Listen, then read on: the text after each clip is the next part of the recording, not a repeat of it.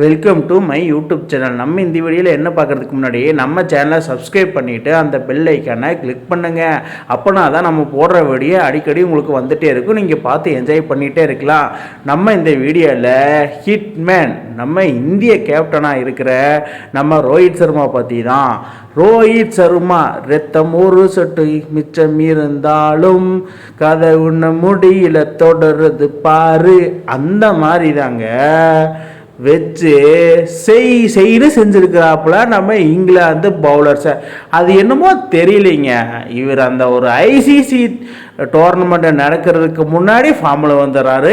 அதுக்கு முன்னாடி டோர்னமெண்ட்லாம் சீரீஸ்லாம் வந்து பார்த்தீங்கன்னா இவர் ஃபார்மு சுத்தமாக ஒன்றும் இல்லை. ஆனால் கரெக்டாக அந்த ICC champion trophy, ICC world cup, T20 world cup அந்த மாதிரி இருக்கும்போது ஃபார்ம் வந்து கம்பேக் கொடுத்து வேறு மாதிரி பர்ஃபார்மன்ஸு. அதாவது 76 பாலில் செஞ்சுரி போடுறதெல்லாம் அதாவது அசாத்தியமான விஷயம். நம்ம ஆஸ்திரேலியா ட்ரிவிஸ் ஹெட்டு அந்த மாதிரி ஒரு பிளேயராக தான் முடியாது. அந்த ட்ரிவிஸ் ஹெட்டே வந்து சொல்லியிருக்கிறான் Rohit Sharma he had a genius player அப்படின்னு சொல்லி.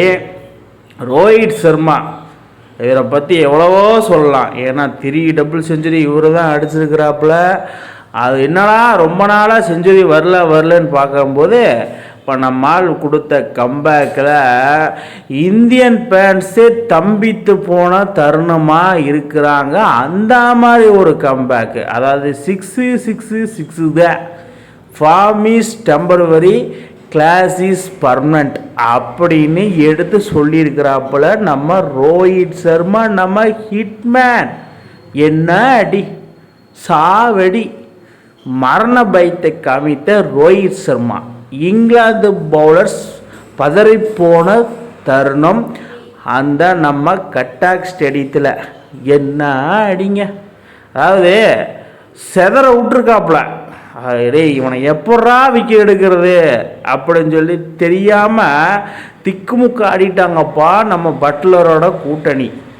என்ன அடி எப்படின்னு நிறைய சொல்லிட்டு போகலாம். அதாவது கரெக்டான கம்பேக் கொடுத்துருக்கிறாப்புல நம்ம ரோஹித் சர்மா. இந்த மாதிரி தாங்க கொடுக்கணும். இவர் வந்து ஃபார்முக்கு வர்றது வந்து பார்த்திங்கன்னா ரொம்ப ரொம்ப அவசியம். நம்ம ஐசிசி சாம்பியன் ட்ராஃபி 2025 நம்ம துபாயில் நடக்கிறதுக்கு, அதாவது இதன் மூலிமா ஒரு செஞ்சுரி அடித்ததுனால 32வது செஞ்சுரி அடிச்சிருக்கிறாப்புல இவரோட கெரியரில்.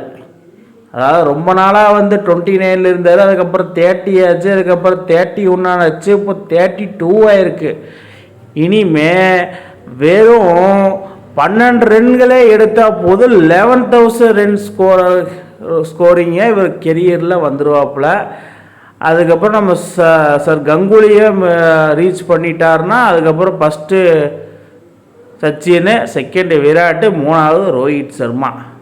கேப்டனுக்கு பேர் போனவர்னா நம்ம இந்த ரோஹித் சர்மா தாங்க. அதாவது MS தோனிக்கு அப்புறம் ரோஹித் சர்மா வேற மாதிரி ஒரு கம்பேக்கு, பேட்டிங் ஆகட்டும், கேப்டன்சி ஆகட்டும், வேர்ல்டு கப் வேறு வின் பண்ணி கொடுத்துருக்கிறாரு.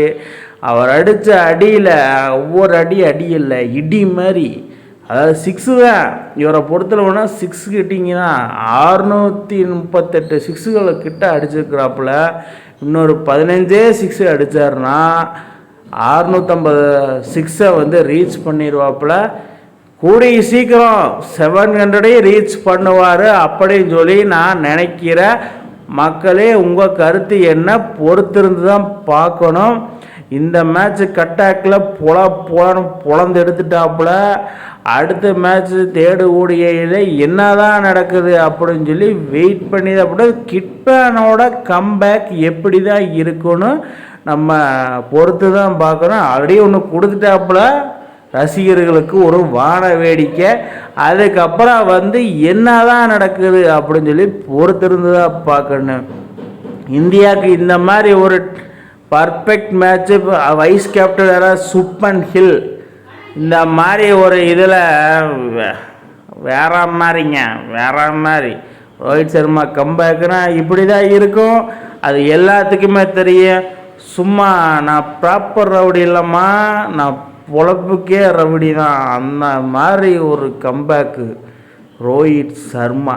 ஹிட் மேன் 119 ரன்ஸு வேற லெவல். இந்த மாதிரி இன்ட்ரெஸ்டிங் கிரிக்கெட் வீடியோவை தெரிஞ்சுக்க நம்ம சேனலை சப்ஸ்கிரைப் பண்ணுங்கள், லைக் அண்ட் கமெண்ட் பண்ணுங்கள். மேலும் மேலும் உங்களுக்கு வீடியோ வந்துகிட்டே இருக்கும்.